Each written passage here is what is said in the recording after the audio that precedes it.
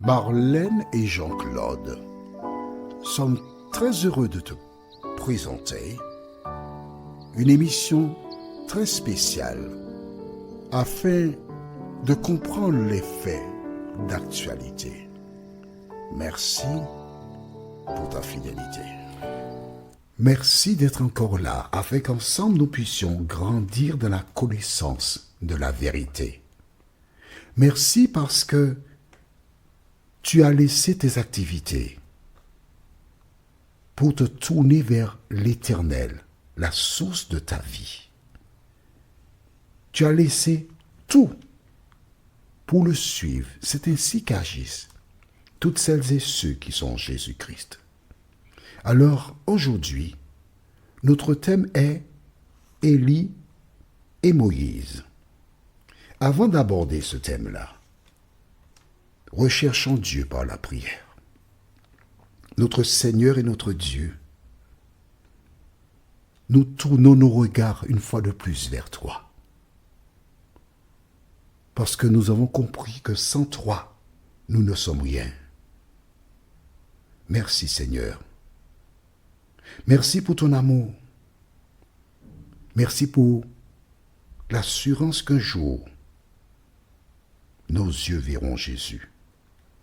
Alors que nous sommes sur le point de découvrir une nouvelle vérité, Seigneur, écrite, cet esprit visite le cœur de tes enfants afin qu'ils comprennent tout ce que nous lirons, nous t'en prions. Au nom de Jésus pour ta gloire éternelle. Amen. Rappelle-toi, nous avons pendant un petit moment vu deux personnages clés de la Bible, Moïse et Aaron.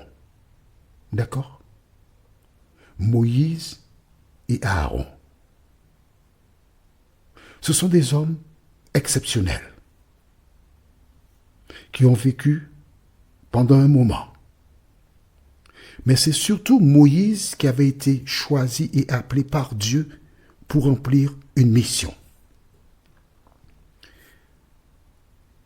L'ennemi a utilisé le peuple d'Israël pour le pousser à bout et emporté, au lieu de parler au rocher comme Dieu avait dit, il a frappé 2 fois le rocher. L'eau a coulé, mais Dieu a dit, parce que vous ne m'avez pas sanctifié. Et nous avons vu que sanctifier Dieu, c'est quoi? Croire en sa parole et obéir. Vous n'entrerez pas dans la Canaan terrestre. Aaron et Moïse moururent. Et Moïse mourut juste avant que le peuple n'entre dans le pays. Dieu lui montra, il avait le pays dans sa totalité. Mais il mourut sur la montagne et Dieu l'enterra. Ensuite, Dieu va le ressusciter. L'ennemi viendra combattre pour dire à Dieu, non, il est à moi, parce qu'il a péché.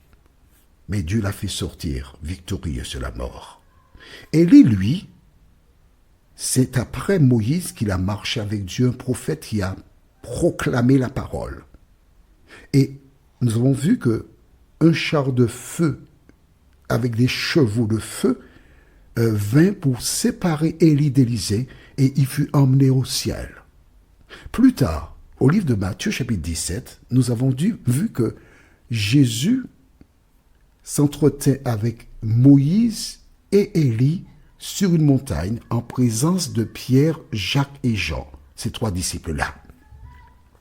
Qu'est-ce que cela représente? J'ai eu l'occasion de t'expliquer que Moïse et Élie sont 2 symboles. Alors aujourd'hui, nous allons mieux comprendre ces 2 symboles. Allons au livre de 1 Thessaloniciens chapitre 4. C'est Paul qui s'exprime à la lumière d'une révélation qu'il a reçue de l'Éternel. 1 Thessaloniciens chapitre 4. Et nous lisons à partir du verset 15. 1 Thessaloniciens chapitre 4, le verset 15. Tu as trouvé? Allons-y. Voici en effet ce que nous vous déclarons d'après la parole du Seigneur. Ce n'est pas la parole de Jean-Claude. Ce n'est pas la parole de Tintin. Ce n'est pas la parole de Roro. Ce n'est pas la parole de Mélie, mais la parole du Seigneur. C'est le Seigneur qui parle. Et qu'est-ce que Dieu a donné comme information à Élie?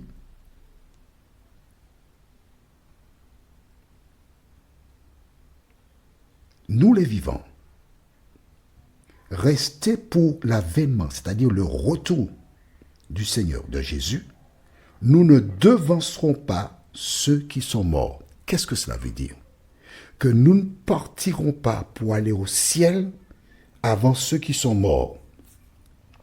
Si nous ne partons pas avant ceux qui sont morts, cela veut dire que les morts ne sont pas encore partis. Est-ce qu'on est d'accord? Est-ce que c'est clair pour toi? Nous ne devancerons pas ceux qui sont morts. Ça veut dire que nous n'arriverons pas au ciel avant ceux qui sont morts. Si nous n'arriverons pas avant ceux qui sont morts, cela veut dire que ceux qui sont morts sont à leur place. Où ça? Dans la tombe. Garde la page et allons dans Genèse chapitre 3. Genèse chapitre 3. Tu vois, je ne vais pas aller vite avec toi, je vais prendre mon temps pour que tu comprennes la parole. Mais si... Genèse 3.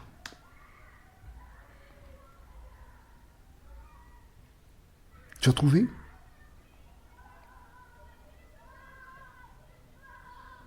Et nous lisons verset 19. Dieu s'est adressé à Adam dans le jardin d'Éden et il lui a dit, « C'est à la sueur de ton visage que tu mangeras du pain, jusqu'à ce que tu retournes dans la terre, d'où tu as été pris, car tu es poussière, et tu retourneras dans la poussière. » Est-ce que c'est clair pour toi? Bon. Tu as lu ça dans la Bible, tu vois. C'est pas moi qui te dis, non. C'est la Bible qui te dit cela. Donc, quand les gens meurent, on les met dans un cercueil, puis on va les incinérer dans certains cas, et on jette la poussière, la cendre de partout. J'ai un cousin qui est décédé. Il vivait en métropole et ses fils ont emmené ses cendres et ont jeté les cendres au sommet de la montagne Pelée. C'est parti dans l'air. On retourne maintenant dans 1 Thessaloniciens chapitre 4, verset 15. Voici en effet ce que nous vous déclarons d'après la parole du Seigneur. Nous les vivants, restés pour l'avènement du Seigneur, nous ne devancerons pas ceux qui sont morts. Les morts sont dans la tombe. Qu'arrivera-t-il? Verset 16. Car le Seigneur lui-même, donc Jésus, a un signal donné. À la voix d'un archange et au son de la trompette de Dieu, descendra du ciel. Et quand il descendra du ciel, que se passera-t-il? Et les morts en Christ ressusciteront premièrement. S'il y a un premièrement, cela veut dire qu'il y a aussi un deuxièmement. Mais nous savons, à la lumière de ce que nous lisons là, qu'au retour de Jésus, seuls les morts en Christ ressusciteront. Pourquoi?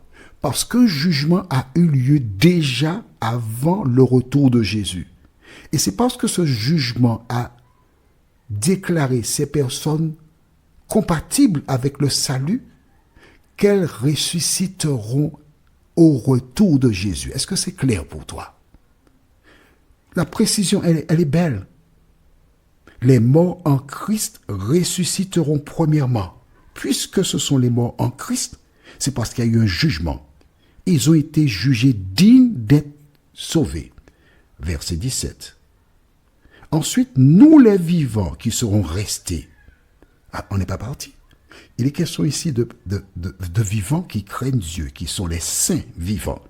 Nous les vivants qui serons restés, nous serons tous ensemble, en même temps, ça veut dire, enlevés avec eux sur des nuages à la rencontre du Seigneur dans les airs, et ainsi nous serons toujours avec le Seigneur. La Bible déclare qu'un jour Jésus reviendra au milieu de la nuit. Tu trouves ça dans Matthieu chapitre 25, verset 6. Au milieu de la nuit, il reviendra. La trompette sonnera. Les anges iront un peu partout sur la terre rassembler tous ceux qui sont sauvés. Les saints vivants seront transformés. Et ces deux catégories ensemble, les morts ressuscités, c'est Moïse qui est mort et ressuscité. Les vivants représentent Élie qui n'est pas mort, qui est passé directement de la vie vers le ciel. Ces deux catégories-là seront enlevées sous les nuées, dans les airs, à la rencontre du Seigneur. Et nous vivrons pour toujours avec le Seigneur. Où seras-tu, toi qui m'écoutes? Moïse, c'est le symbole de ceux qui sont morts en Jésus et qui ressusciteront. Élie, le symbole de ceux qui ne passeront pas par la mort, mais qui seront transformés pour monter au ciel avec Jésus. Il y a deux catégories, il n'y en a pas trois. Il n'y en a pas trois. Notre prochaine étude s'intitule « Le pain ». La référence, Matthieu 6, versets 9 à 11. Matthieu 6, versets 9 à 11. Prions. Notre Seigneur et notre Dieu, merci pour la parole. Merci pour la vérité. Merci parce que nous comprenons mieux ce qui se passera. Alors, puisque tu nous as donné le pain, Seigneur, le pain du ciel qui est Jésus, de nous aider, tandis qu'il est encore temps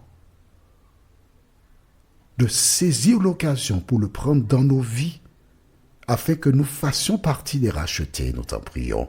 Au nom de Jésus et pour ta gloire éternelle. Amen. Que l'Éternel continue de t'éclairer et que le Saint-Esprit te scelle pour le jour de la rédemption. Il me tarde de te retrouver. Nous sommes parvenus au terme de notre réflexion. Si d'aventure tu as une question, il te suffit d'envoyer un message par le biais de WhatsApp au numéro suivant, plus 596 696 88 93 93. Et alors Jean-Claude, moi, je me ferai un réel plaisir de répondre à ta question.